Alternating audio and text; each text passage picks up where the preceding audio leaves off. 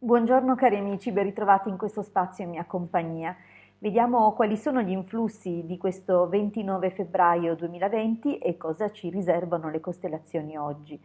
Prima però di incominciare l'approfondimento di questo giorno e di cosa ci riservano gli astri, vi invito, se ancora non l'avete fatto, ad iscrivervi al canale YouTube del Marietto Veneziano e se ancora non l'avete fatto, di iscrivervi anche al mio canale YouTube. Vi ringrazio moltissimo. Bene, allora questo giorno che nasce già particolare di suo, in quanto giorno di anno bisestile e dunque un giorno che ritroviamo solo ogni 4 anni. Capiterà di sabato, cioè capita di sabato, e con il dominio di Saturno. Abbiamo alle spalle anche Giove, quale dominatore del mese, perché anche se è un giorno straordinario che si ripropone ogni 4 anni, fa parte comunque del mese di febbraio e di conseguenza appartiene alla costellazione Pesci e al dominio ovviamente indiretto di Giove. Abbiamo dunque già questi due valori molto importanti a cui si aggiungono i significati della stella capo e della costellazione di opposizione. Oggi comunque la Luna attraversa solo due costellazioni, la prima è Scorpione e dunque la stella capo è Scorpione per questo giorno e la seconda è Gemelli. Sì, l'ho detta bene, è Gemelli, andavo a memoria.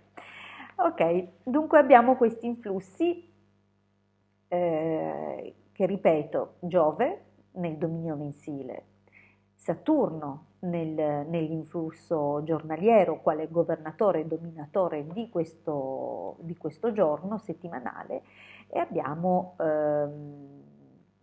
infine abbiamo Marte attraverso la costellazione Scorpione e l'opposizione di Gemelli, dunque Mercurio.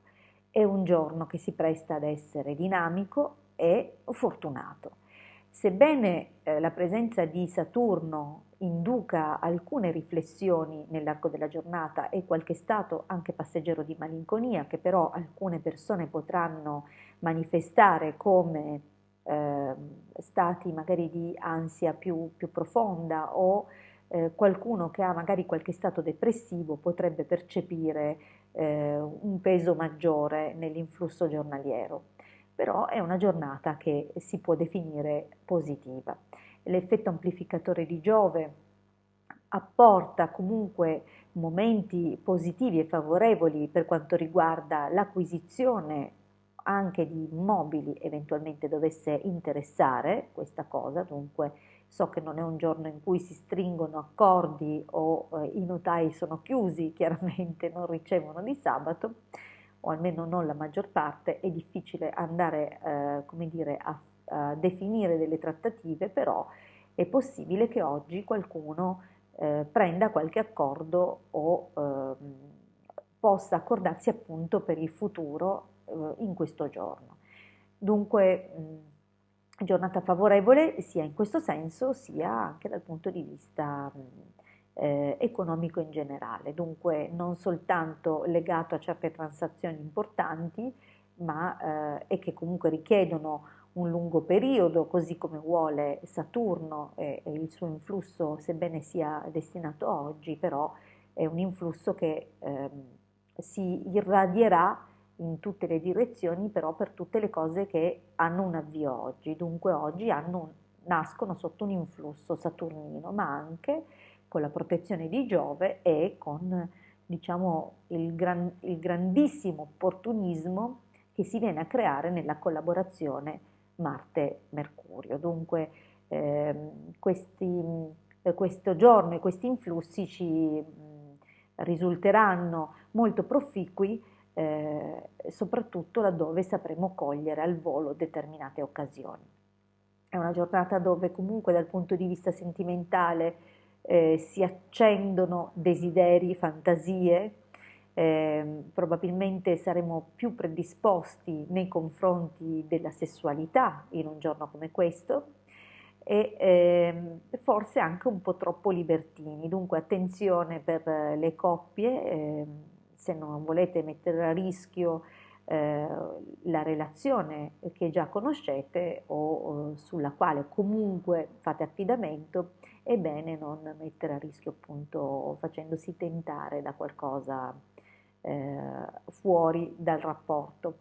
È possibile comunque che alcune relazioni molto stanche e all'esaurirsi oggi appunto ehm, le persone che compongono questa relazione potrebbero guardarsi intorno e ancora di più sentire quell'amarezza, quella malinconia che il rapporto ormai logoro trasmette loro. Dunque è possibile appunto che un giorno come questo permetta non solo di percepire in modo amplificato certi impulsi, certi istinti, anche il desiderio di flirtare, ma può anche essere che questo giorno eh, possa portarci delle riflessioni. Dunque, dal punto di vista sentimentale, comunque non è tutto perduto, non è che è negativo per tutti, diciamo che vale per le coppie un po' più in crisi, mentre ci saranno altre coppie che invece vivranno questa giornata con un grande travolgimento erotico anche, mentale, eh, o giocheranno, flirteranno, dunque dipenderà molto dalla situazione che viviamo, dalle costellazioni personali di ciascuno di noi e appunto dai punti di partenza che sono differenti per ognuno.